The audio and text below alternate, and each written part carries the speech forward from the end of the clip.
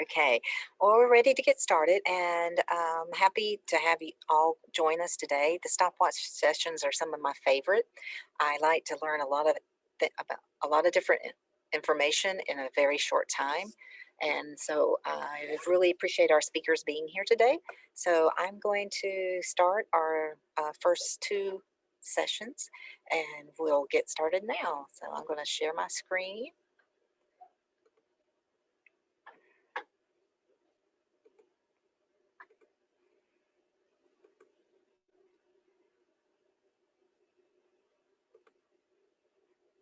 Blurred Lines, Library, Publisher, and Bookstore Cooperation During a Pandemic. My name is Amanda Grombly, and this is Sandra Bozarth, and we're from California State University, Bakersfield. Thank you for joining us. Prior to the pandemic, our print course reserve collection contained approximately 500 titles, which were faculty initiated, and then processed by library staff. With 2-hour in-house or 2-hour open checkout periods for most titles, access was very limited and did not properly support our satellite campus. Our library has been supporting the CSU-wide Affordable Learning Solutions Initiative to help make textbooks more affordable by providing e-access via LibGuides to library materials that are listed as required textbooks. This is driven mostly by librarian faculty and requires a manual search of library materials against the campus bookstore website. Pivoting to alternate delivery. On March 12, 2020, the students, faculty, and staff of California State University, Bakersfield were notified of the impending transition to alternate or virtual delivery. The original plan was set to take place over the course of 3 weeks, with 1 week in between with no instruction, to provide faculty the opportunity to migrate materials into online or alternate modalities, and to allow students to recover and gain access to technology to continue the term. On March 13, 2020, librarians and library staff noticed vendor offers starting to roll in regarding the COVID pandemic, offers for trials, discounts, and other supporting materials to help faculty and librarians with the transition to virtual delivery. The planned transition was set to begin March 16th through 20th at CSUB. However, during that week, notice was received from the Chancellor's Office at the California State University system that all campuses within the CSU would close and migrate to virtual delivery effective March 18th. March 18th came, and the non-essential faculty and staff at California State University, Bakersfield were sent to work from home. Students were sent home to complete their coursework virtually or through an alternate modality. Conversations about providing access to materials and services within the library without access to the building ensued during that period, and on March 25th, 2020, the CSUB library began their course reserve migration. During the pandemic, many vendors offered free online access to their products. Although their main focus started with textbook support, other resources like journals and films were also provided. The integration of our Affordable Learning Solutions content into our course reserve list in ALMA also increased electronic access to students. These additional offers help provide electronic access to some of the 500 physical course reserves, which were mostly books and videos. Library staff created a master list for in-library use only. This helped track the new offers, current physical course reserve items, and digitization requests. This is how we began our process.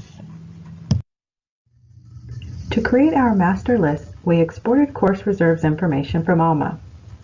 We tracked titles owned by the library, free vendor offers, OER, and items found from Internet archives. The Affordable Learning Solution list from LibGuides was then integrated into the master list and into ALMA, which would provide students with one-stop-in-one search to find course reserves. Prior to this, students would need to check the course reserve list, LibGuides, and possibly the bookstore website. These integration of lists and LibGuides also supported reference service inquiries for textbooks and course reserves, and eventually helped support resource sharing staff to begin checking out items via mail, pickup, and partial digitization of materials. We were the first CSU to offer all three services all at the same time during the pandemic. Once all information was integrated into Alma, we no longer needed the master list. Two issues the campus encountered during the transition were academic freedom and copyright compliance. Faculty had already selected course materials for the term, so the library and other campus constituencies worked with faculty to acquire alternate formats and embed them in the learning management systems. Academic Affairs issued guidance to faculty on protecting their intellectual property and protecting the copyright of the course content they developed on their own. In addition, the library developed policies and procedures for fulfilling partial digitization requests for students, faculty, and staff in compliance with fair use. Textbook affordability and access have been major concerns for faculty, staff, and students alike during the pandemic. Even though CSUB has worked hard to support textbook affordability on our campus, the challenge of having a physical course reserve collection was one that we had to work hard to overcome. Once textbook publishers rescinded trial and free access that they graciously gave us through spring and summer 2020, the library used the master course reserve list we had developed to assess package deals and subscriptions that would meet some of those needs. As a result, the library subscribed to Films on Demand and Digital Theater Plus. In addition, the library, which frequently uses OER and textbook networks, this year joined the Open Textbook Network and is working to engage faculty in adopting OER. Beyond this period of alternate delivery, the CSU has saved students $40 million and CSUB has saved over $1.5 million. We hope to continue efforts with faculty, publishers, and the bookstore to ensure affordable or zero-cost textbooks for our students.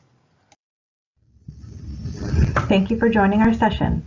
Feel free to ask questions in chat or send us an email or phone call and we'll be happy to respond. Thank you. Good afternoon, everyone, and welcome to our presentation on international collection development and license negotiation. I'm Alain Pierre, the World History Librarian at Princeton University. And I'm Joe Marciniak, the e-resources librarian for Princeton University. Joe and I work together regularly on electronic resource acquisitions, and we started to notice similarities and differences between vendors that have experience selling to U.S. libraries and vendors that do the bulk of their business in their home countries. We want to be clear, in this presentation, we're not talking about large international publishers that regularly do business in the U.S., but about smaller vendors unaccustomed to working with American libraries. Librarians developing collections for the constituents need to purchase globally, but working with vendors, publishers, and sales representatives outside of the United States can be a new experience for many of us. To be frank, it can be challenging. Here are some of the unique challenges one can expect. First of all, there are language barriers. Although some vendors will be okay communicating in English, you might need to rely on colleagues to help translate not only email communications with a vendor, but also product information on the publisher website. Turnaround time for access can also be an issue. Due to differences in time zones, work cultures, and holiday calendars, not to mention difficulties in negotiating a license across languages and cultures, the turnaround time for establishing access can take a great deal longer than expected. You also have to consider legal jurisdiction. If a legal issue comes up, where will it be argued? This is something that will have to be carefully negotiated. Each party will often come into the negotiation with differing levels of privacy expectations. Europe has stronger privacy protection laws, for example, but in other parts of the world, US privacy protections might be considered overly strict. Lack of trust can also be a problem. When setting up a new working relationship, you haven't had the time or a chance to build a rapport, and you might not be able to rely on cultural cues that usually fall back on to smooth the situation over. One last thing to consider is that the vendor might not need your business. They might not consider the US an important market for their products. In this case, where does your leverage come from? So you're probably not a lawyer, but as an e-resources librarian, you will likely be reviewing legal agreements. Many of these documents can be overwhelming and they vary greatly in complexity. Some are just a few pages long, while others are dozens of pages with links to websites that contain additional terms and conditions that must also be reviewed. Advocating for your patrons, however, does start with negotiating the license agreement. Some licenses, however, can be a bit of a mess. Not only might you not be a trained lawyer, but the people who wrote the license you are reviewing might also not be lawyers. You will encounter licenses that seem to have been pieced together by someone conducting Google searches for the phrase license agreement template. Definitions will be vague or missing, terms won't be defined, or worse, the same term will be defined differently within the same license. Most licenses, however, resemble the format of a scholarly article, meaning they are usually meticulously organized with clear headings which can help you understand and process them. The license agreement negotiation is an opportunity for you to advocate for your patrons, creating what is sometimes referred to as the library-friendly license. The library-friendly license looks to establish broad definitions of authorized users, permitted uses, and generous ILL and resource sharing permissions. Some licenses are very specific and restrictive when defining authorized users, particularly for financial and legal resources. And as a librarian, we want as many types of patrons as possible to be allowed access to our resources, so the broader the definition, the better. Most licenses include current faculty, staff, and students as authorized users. But what about walk-in patrons, alums, retirees, emeritus retirees, and even sponsored researchers? These are all groups that you will want to advocate for. Here are a few examples that show how different definitions of authorized users can be. The top example is fairly broad, the middle one is much more restrictive, and the bottom one is very open, allowing the library to choose who is an authorized user.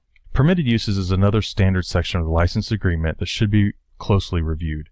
As a librarian, we want patrons to be able to access content, save it, share it, and use it for their academic and scholarly work.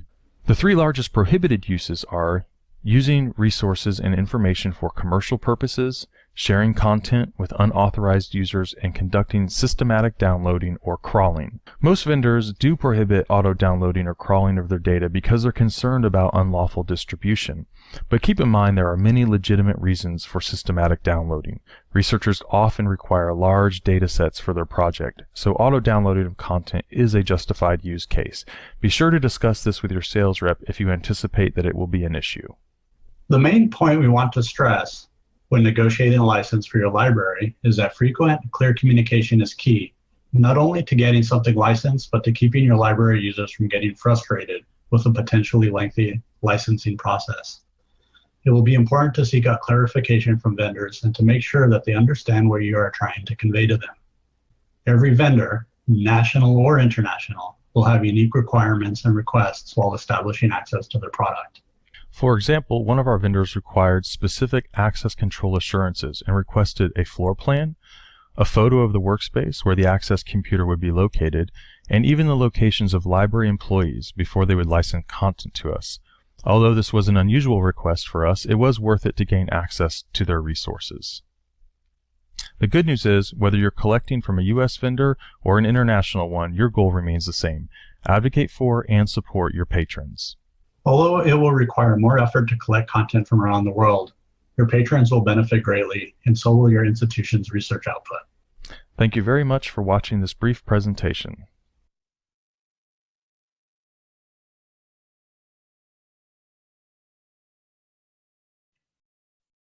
We'll hear from our next presenter. Great, thanks. Let me get started. Hello.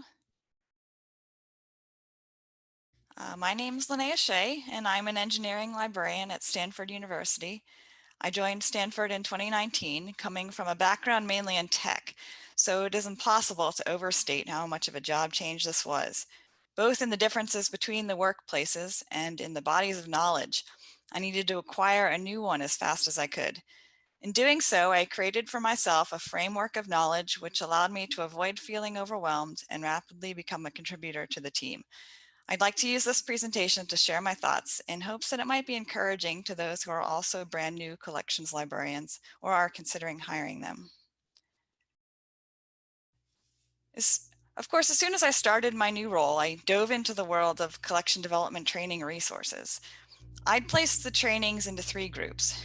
The first is the formal course style resources for use in a real MLS class or for people who didn't take that class. My favorite was the Johnson textbook, Fundamentals of Collection Development and Management. 4 weeks into my tenure, I wrote this review. It is practically a page turner with every sentence evocative of experiences and impressions I've already received in relation to how the library works. The resources of this style follow a similar path, with sections on writing a collection development policy, tracking budget balances, making weeding decisions, and so forth. They take a broad but also how-to approach, which is tough because every institution has different tools and workflows. The second group are less formal, usually white papers or websites that aim to give real-life advice, and often are checklists that are more grounded than you'll get in the class. Ideas like knock on doors and get to know your databases. The third type is the training program your institution sets up for you, which might consist of a series of meetings with relevant folks and maybe sessions on how to use your institution's software platforms. These trainings all focus on function, the isolated tasks that a collections librarian does. Most of them will be important, but when you end up with a to-do list that just keeps getting longer, it can be paralyzing. It also feels inefficient, like you're jumping from topic to topic. It's time to step back and take a big picture view of what it is that we're trying to learn. We need a concept map into which the tasks can fit. Computer scientists use conceptual modeling to convey the fundamental principles and functionality of a system they're building. One goal is to understand the why behind the various tasks we undertake by seeing how they fit into the whole. A knowledge model in particular can also make what we learn easier to remember and help us to prioritize what is still left to be explored. Necessary knowledge is organized, and training is a way to fill in the framework rather than an endless array of activities. There are a number of forms this model could take, but in my head, I came up with a theme park metaphor with the different themed lands covering areas of knowledge. I had done enough research beforehand to lay out what the lands were, but they were blank. I used my training process to explore my park, to fill in the lands with attractions or facts and create bridges between them. I also made sure that the facts ended up in black, not gray or blurry. That is, I made sure to master each attraction and ask questions until it was fully understood. Keeping the structure in mind, I can move between the lands and hit a few of them each day, making progress simultaneously. If I'm stuck on a topic and need help, I can move to a different land while I wait. Keep track of where you are in each land so you can pick it back up the next day. Coming up with your lands may be the hard part. Your own theme park will depend on your prior library experience and probably on your institution. My park included these themes. I found that a small set pretty well encompassed my needs without high overlap. Unfortunately, I never came up with good names. Publisher Landscape Land, not as cool as Tomorrowland. For each one, I ask a question that gets at the heart of what I needed to learn. For example, I highlighted here a few categories that get at the physical interface between the library and patrons. For library operations, what services does the library provide and how? Our collections will need to support those services. With reference systems, what are the ways library staff communicate with patrons? Which ones should I use when? Other tasks you'll see on those advice lists we heard about, like join professional societies, might appear to be missing from this scheme. But why do you join societies? To learn about publishers and vendors, to hear about trendy faculty interests, and so forth. So as I've said before, keeping focus on our learning goals prevents us from being bogged down by tasks. You can do that same breakdown with a lot of other checklist type entries. Finally, I'd like to focus on 3 lands to illustrate how they get broken down into facts and how connections between them work. Going into the job, I described my lack of collections expertise like this. I don't know what we have, I don't know what's out there, and I don't know what we need. Existing collections and publishers and vendors are the critical areas, though patron interest is also necessary for the figuring out what we need part. The publishers and vendors one is a really big category, as you can see. The third area here, collections data, is a world of its own, with ILS data and ILL data and learning how all of that might be obtained and used.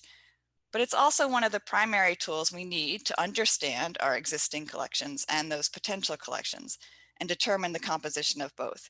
So while we might initially learn about collections data in a vacuum, eventually we can synthesize that knowledge to create decision flows and do our job effectively. One note about putting together this presentation, now that I've been in my role for something like 20 months, is it's already getting hard to remember what it was like to be a noob. As you learn and practice, the knowledge gets into your bones so that you can't recreate the pathways you took to acquire it. Creating effective training programs is hard for those who have been immersed in it. I have a broader interest in education and would like to further explore creating training programs based on some of these ideas. If you want to chat about this topic or anything related to librarianship and technology, please reach out. And thanks so much for listening. Great, thank you. Okay, that was great, guys. Appreciate it. So we're all here now. I'm going to try to get the view for everybody to see. So do we have any questions? I do have one for Linnea in chat. Did your predecessor not leave you any documentation? So I don't have experience at many different libraries, but I kind of get the sense that we as librarians are great at organizing everybody else's knowledge, but not good at organizing our own.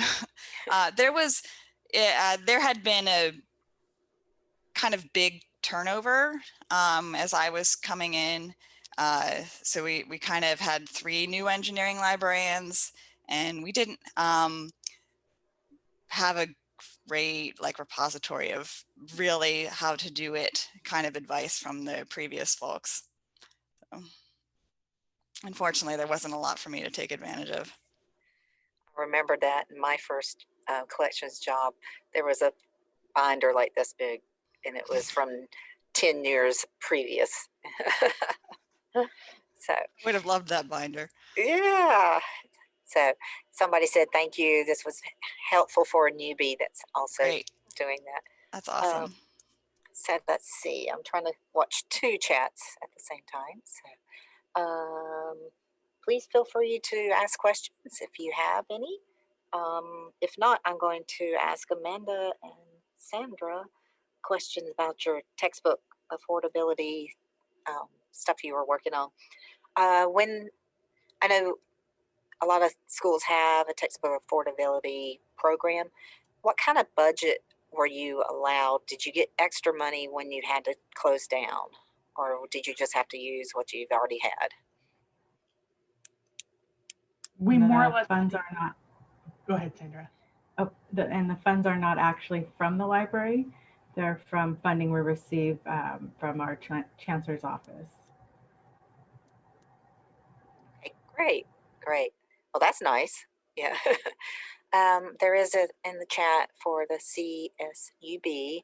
Were there any print reserve books that were impervious to online migration? I guess that couldn't go that way. Yeah, there were several. We all know that there are certain textbook publishers that don't play well with libraries. And so those textbooks had to stay on reserve, and faculty had to find other ways to help facilitate access to students. Unfortunately, what it came down to for faculty was the realization that there weren't options for their students if they kept that textbook. The students would have to buy it in print, and students would have to pay the textbook cost. Right. So I'm hoping this will kind of turn the tide a little bit on our campus, with some of the faculty realizing how the publishing system works for textbooks and how it's different for other materials. It also brought light to some of the faculty members that how many of their students weren't actually buying their own textbook, a lot share or rely on the library course reserve. So that was an eye-opener for some. Great, thanks. If there's other questions, chat away. And I'm going to ask Joe and Alain. I thought that one was interesting that you had to take a photo of. That's bizarre. I mean, I was in collections for 15 years, and thank goodness didn't have that happen. Yeah, the interesting. Oh, go ahead. Go ahead. My question is, how long do you typically does it take for your license to get through, and which one took the longest, and how long was that? Yeah, sure. So, yeah, the photo one was really interesting because, for me, so I've only been at Princeton for about a year, so international collection development is somewhat new to me, and I've been working with Alan a lot, and it's just kind of like what I started noticing the differences or the similarities that were in the license agreements that I was working on, and the vendor who was requiring a photo of the workspace, and there were many additional requirements such as patrons weren't allowed to have cell phones to even take a picture of the computer screen and a lot of different things like that. But the really surprising thing about that is that that was not an expensive resource. So normally the restrictions go hand in hand with cost. So if we have a financial or a legal database, you know, the license agreement is 50 pages long with links to other places because they really want to protect that information, which is really understandable. But a lot of times, one other slide I think that Alan and I removed is that I had a vendor who had no license agreement, and when I asked for a license agreement, they said, "Well, do you want one?" And at first, I really wanted to seize on that and say, "No, we don't." And then I realized how much the license agreement protects us as an institution. So that was we were running a little bit long in our presentation, but that's just something to add that you do want to keep in mind that the license agreement protects you, it protects your investment, and so as much as we hate reading them, or we might hate reading them and processing them, they really do protect the library as well. But when you're processing the license agreements on your own, you can do it much quicker than if you're working with the legal department on campus. The ones where I've had to work with the legal department on campus can take a very long time because they take a different approach, and they often have to ask questions because they don't really understand some of the specific library parts of a license. They understand the legal part, but not that. So if you're working with the campus legal department, it can take several weeks. If you're able to process it on your own, I can do turn around pretty quickly depending on the rest of my workload. So, So there is a question. Do you did you receive any pushback against any points with what you felt were reasonable publisher expectations? so the pushbacks I think that I run into the most is with that authorized users clause. Sometimes it will be the permitted uses as well. So authorized users, sometimes we will have a publisher or a vendor that really wants it only to be currently enrolled students and faculty. And I work really hard. We have a lot of sponsored researchers. We have a lot of visiting researchers and things like that here at Princeton. And so I have to work really hard to kind of get that definition of authorized users expanded. And it's usually okay if you provide assurances about authentication and the type of work that the researcher will be using. This is all to protect unauthorized sharing of information. And so a lot of times, if you work with the vendor and your sales rep to explain very in detail, what they're going to be working on and why they need that research and why it benefits Princeton or your institution, then I think that they're a little bit, they'll go along with it. But in the beginning, it's very hard to get that definition stretched out. Great, thank you. Mhm. So, Alan, uh, uh, has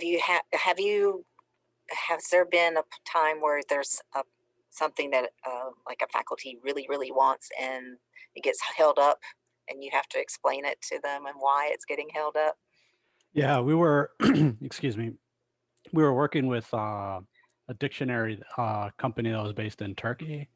And so we had researchers working in Turkey that needed that dictionary, but they were only able to access it on campus.